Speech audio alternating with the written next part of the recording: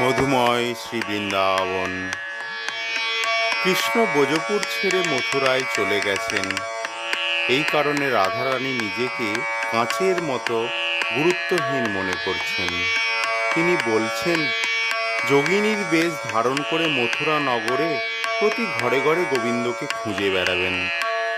যদি তাকে কোনো মতে খুঁজে পান, তাহলে রায় তাকে বসন দিয়ে বেঁধে নিয়ে আসবেন। এইসব শুনে পদকর্তা সখী আবেশে রায়কে বলছেন, আমরা অষ্ট সখীরা যখন আছি, তখন তোকে মথুরা যেতে হবে না, আমরাই গোবিন্দকে খুঁজে বের করব। যদি গোকুল চন্দ্র ব্রজে নাহি এলো, সখীরে